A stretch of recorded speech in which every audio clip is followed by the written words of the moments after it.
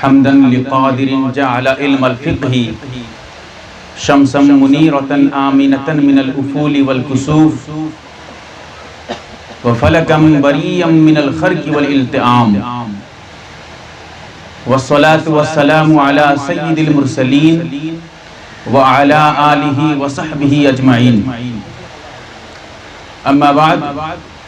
قال رسول الله صلى الله عليه وسلم التائب من الذنب كمن لا ذنب له او كما قال عليه الصلاة والسلام۔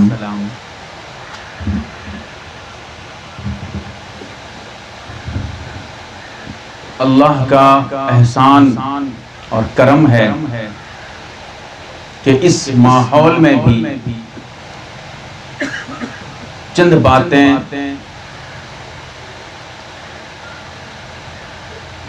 دین کی سننے اور سمجھنے کی اس نے توفیق عطا فرمائی۔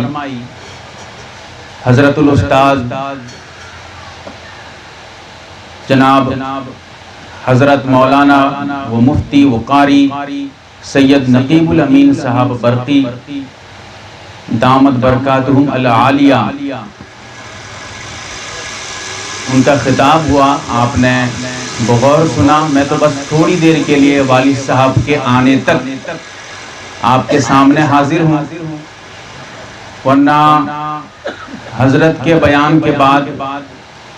اتنی جرت اور اتنی ہمت نہیں ہے کہ آدمی کچھ بول سکے۔ یہ جلسہ ایصال ثواب کے مقصد سے رکھا گیا ہے۔ ایصال ثواب کہتے ہیں، ایصال عربی کا لفظ ہے، ایصال کہتے ہیں پہنچانا، ثواب ثواب کا پہنچانا، ایصال ثواب۔ اب کن کن اعمال کا ہم ثواب پہنچا سکتے ہیں، وہ کچھ مقرر نہیں ہے شریعت میں۔ کوئی بھی عمل ہو، ثواب کا کام ہونا چاہیے، نیکی کا کام ہونا چاہیے، اس کا ثواب ہم میت کو پہنچا سکتے ہیں، اس سے انہیں فائدہ پہنچتا ہے۔ اگر وہ نیک تھے تو ان کے درجات میں بلندی ہوتی ہے، ان کے مرتبہ میں بلندی ہوتی ہے، اور اگر خدا نخواستہ اللہ ایسا نہ کرے، کوئی میت ایسا ہو جو وہاں تکلیف میں ہو، تو یہاں سے ثواب کی وجہ سے اس کے عذاب میں تخفیف کر دی جاتی ہے۔ بعض دفعہ اللہ کی قدرت کی بات ہے، عذاب ہی ختم کر دیا جاتا ہے۔ تو ایصال ثواب کا کوئی ایک ذریعہ مقرر نہیں ہے کہ آدمی پروگرام کرے، تقریر کرے تب ایصال ثواب ہو۔ ایصال ثواب ہر نیکی کا،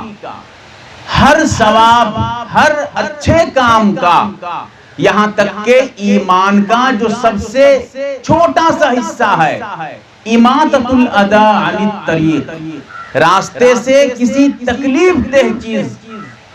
راستے پہ گاڑی لے کے جا رہے ہیں، کبھی سائیکل لے کے جا رہے ہیں، کبھی آدمی پیدل جا رہا ہے، دیکھتا ہے کہ راستے کے بیچ میں پتھر پڑا ہوا ہے،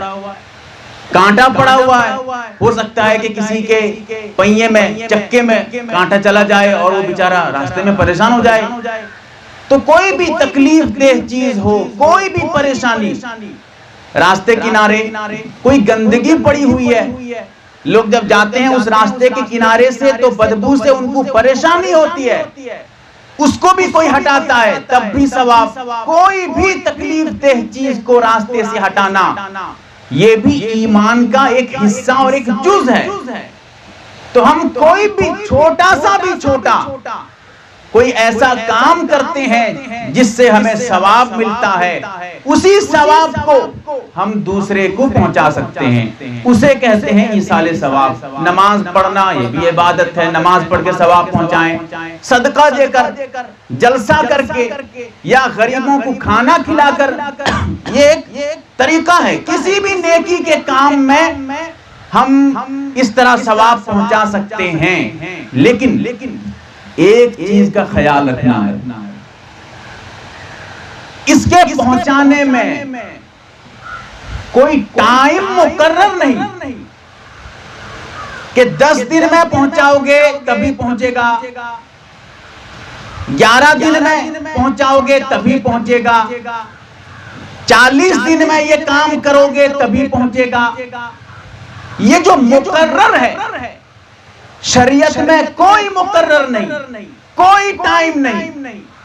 جب چاہو گے، دن میں چاہو، رات میں چاہو، کسی وقت چاہو، جس حالت میں تم چاہو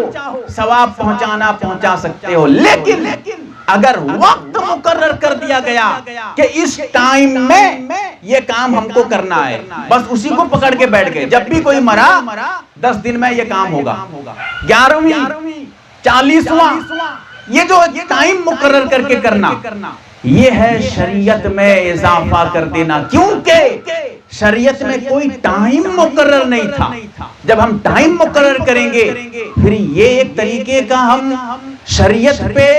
اضافہ کر رہے ہیں، یہ بتا رہے ہیں کہ شریعت ادھوری تھی، جبکہ قرآن کہتا ہے کہ دین آج مکمل ہو گیا۔ حجۃ الوداع کے موقع پہ اللہ کے رسول صلی اللہ علیہ وسلم نے اعلان کر دیا تھا، اور اس وقت بھی صحابہ سے اللہ کے رسول نے پوچھا تھا، تمام کے تمام صحابہ نے کہا تھا کہ یا رسول اللہ آپ نے ہم تک مکمل دین پہنچا دیا، اور جب دین مکمل پہنچ گیا تو ہم دین میں اب اضافہ نہیں کر سکتے، اگر اضافہ کریں گے یہ الزام اللہ کے رسول پہ لگے گا کہ اللہ کے رسول دین کو چھپا دیے تھے، نعوذ باللہ من ذالک۔ لہٰذا یہ مقرر ہم اپنی طرف سے نہیں کر سکتے، ہاں جب چاہیں گے تب پروگرام کر سکتے ہیں، جتنے دن میں چاہیں گے کر سکتے ہیں، جس وقت چاہیں گے کر سکتے ہیں۔ پہلے رات میں جلسہ ہوتا تھا، دن میں کیا بات ہے، کوئی دقت نہیں، تو جب چاہیں گے ہم ایصال ثواب کر سکتے ہیں۔ لیکن ہاں یہ ایصال ثواب مسلمانوں کے لیے خاص ہے، اسی لیے ہمیشہ ایمان کی حالت میں مرنے کی دعا کریں، کیونکہ آخری زمانے میں ایسا ہوگا، اللہ کے رسول کا فرمان ہے اعلیٰ سند سے، کئی سندوں سے یہ روایت ہے کہ دن میں آدمی مسلمان ہوگا تو رات میں کافر، رات میں مومن ہوگا مسلمان ہوگا تو صبح ہوتے وقت کافر ہو جائے گا۔ ایمان کی دعا کریں، یہ بہت بڑی چیز۔ ایک بزرگ جا رہے تھے راستے سے، ایک سامنے سے کتا لے کے کوئی آ رہا تھا، بزرگ سے کہتا ہے مذاق سے، یہ بتاؤ یہ کتا اچھا ہے نا تم اچھے ہو؟ بزرگ سے سوال کرتا ہے، وہ بزرگ جواب دیتے ہیں، ایسا جواب دیتے ہیں اس کی زبان بند ہو جاتی ہے، کہتے ہیں کہ اگر میں ایمان کی حالت میں مرا تو میں اس کتے سے بہتر ہوں، لیکن اگر میری موت اللہ ایسا نہ کرے، خدا نہ خواستہ ایمان کی حالت میں نہ ہوئی تو پھر اس کتا مجھ سے بہتر ہے، کیونکہ یہ قیامت کے دن مٹی بن جائے گا، حساب کتاب تو ہوگا لیکن مٹی ہو جائے گا، لیکن مجھے تو جنت جہنم میں جانا پڑے گا، مجھے تو ہمیشہ رہنا ہے۔ اسی لیے ایمان کی دعا کریں کہ اللہ تعالی ہمارے ایمان کو محفوظ رکھے، اور ایصال ثواب کی جو میں نے بات کہی ہے خوب دھیان رکھیں، کوئی چیز مقرر نہیں، ہم اتنا قرآن پڑھ کے بخشیں گے، بھائی آدمی پڑھتا کائے کے لیے ہے؟ اگر کسی میت کے لیے پڑھا ہے تو پڑھ تو دیا، وہی تو پہنچ گیا، پھر پہنچائیں گے کیا پہنچائیں گے بھائی؟ کوئی آدمی کچھ سورت قرآن کی، سورہ ناس، سورہ فاتحہ، کوئی سورہ پڑھا، اس کا ارادہ کیا تھا؟ ثواب پہنچانا، میں اس میت کے لیے پڑھ رہا ہوں ثواب پہنچانے کے لیے، جتنا پڑھتا رہے گا پہنچتا رہے گا۔ اب الگ سے پہنچانا، پہنچ تو گیا بھائی، کیا پھر پہنچانا؟ تم تو اسی مقصد سے پڑھ رہے تھے، اور کوئی صورت کچھ بھی متعین نہیں کہ یہ سورت پڑھیں گے تبھی ثواب پہنچے گا۔ قبرستان جائیں گے، کیا پڑھیں گے مولوی صاحب؟ کچھ پڑھنے بتاؤ گے؟ ارے بھائی جو یاد ہے پڑھ لو، درود شریف پڑھ لو، سورہ فاتحہ پڑھ لو، کوئی سورہ یاد ہے پڑھ لو، کچھ بھی پڑھ لو، سبحان اللہ جا کے پڑھ لو، کوئی بھی۔